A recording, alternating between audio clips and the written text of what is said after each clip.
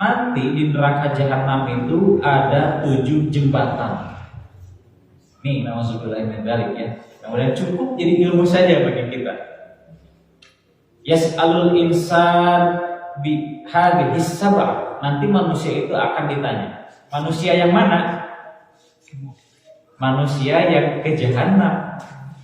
Karena kan yang dimaksud tadi adalah jembatan yang 7 itu yang diinformasikan terdapat di neraka, di jahanam. Nanti manusia itu akan ditanya sampai dia bisa melalui 7 jembatan tersebut. Siapa manusia yang ditanya? Yang pasti masuk neraka. Bagaimana dengan kita? Oleh karenanya mudah-mudahan ini cukup jadi informasi saja dan menambah keimanan kita agar senantiasa menjauhi kemaksiatan. Pertama, al-qantarah atau qanatir, jembatan yang pertama manusia akan ditanya anis salat, kait dengan salatnya. Bahkan nanti sebelum ke salatnya, yang lebih dahulu lagi sebelum salatnya ditanya adalah anil iman. Dalam diri kita ada keimanan, betul ya? Dalam diri kita ada keimanan. Dengan keimanan yang ada pada hati kita cukup tidak untuk mendorong kita melaksanakan kesalehan-kesalehan? Jika ternyata keimanan kita ada tapi tidak mampu sampai terrealisasikan dalam bentuk amal soleh, nanti keimanan kita dipertanyakan oleh Allah Subhanahu wa taala. Padahal bahkan keimanan dengan kadar misqala dzarrah itu sampai jadi tiket masuk surga. Tapi ketika ternyata tiket itu tidak mampu mengantarkan kepada kesolehan secara realisasi, ini nauzubillahi min dzalik. Makanya iman saja tidak cukup, harus diiringi disertai dengan amal soleh. Makanya pantas silahkan kita kaji lagi dalam Al-Quran ketika disebut innalladzina amanu wa amilus. Kenapa tidak amanu saja? Karena tidak cukup, itu dalam hati saja. Sesuatu yang dalam hati kan harus ada bentuk nyatanya. Bentuk nyata menurut Allah Subhanahu wa taala adalah amal-amal yang soleh. Itu yang pertama. Ketika orang sudah lulus dari pertanyaan hisaban keimanan, di qantarah atau jembatan kedua manusia akan ditanya terkait sholatnya. Makanya dalam hadis lain kan sampai dimuat awwalu ma yuhasabu bihil abdu yaumal qiyamah as-shalah. Awal mula yang pertama dihisab pada hari kiamat dari seorang hamba adalah urusan sholat.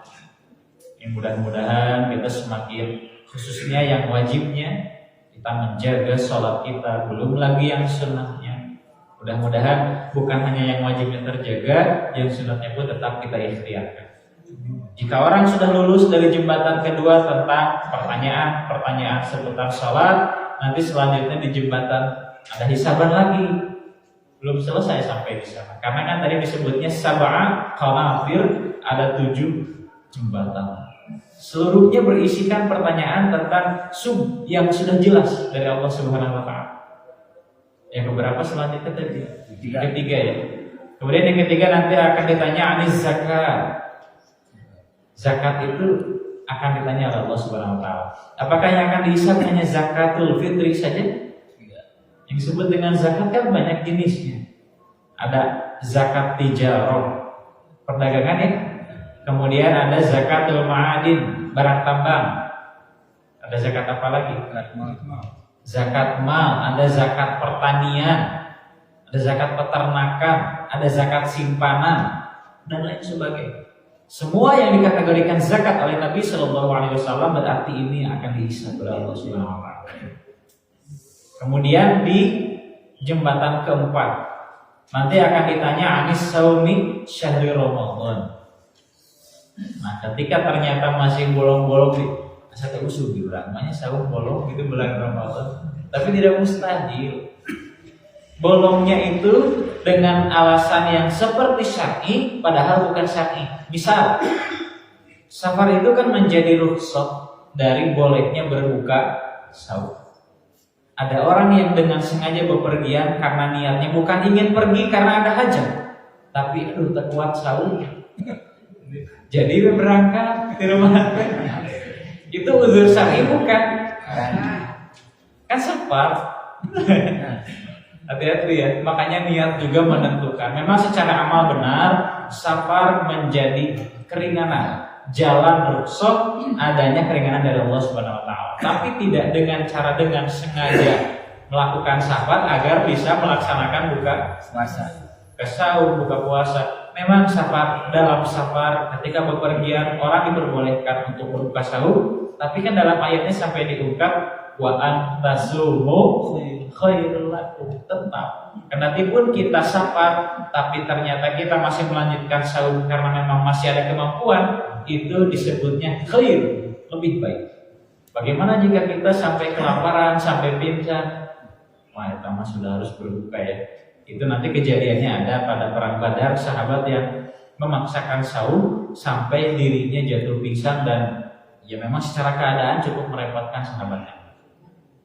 Hadirin ikhwati iman yang dirahmati Allah Subhanahu wa taala, kemudian jembatan selanjutnya muka sabrah kelima ya. Jembatan kelima itu nanti akan ditanya terkait anil umrah wal haji. Ini yang heran, kenapa yang disebut tidak hajinya saja? Umrah rukun Islam kan? Tapi dalam keterangan Ibnu Abbas tadi sampai dimuat dua-duanya. Memang dalam haji itu ada yang sepaket dengan umrohnya, ada yang tidak.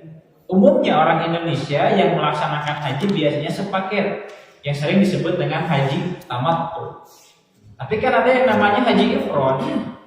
Yang haji ifrad itu tidak menyatukan antara haji dengan umroh, masing-masing saja.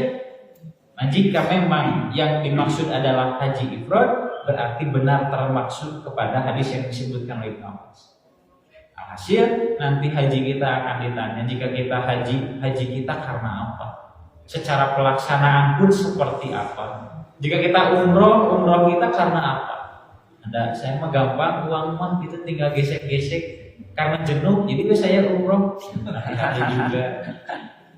Ya karena memang ada yang pulang pergi ke sana dengan mudah gitu ya.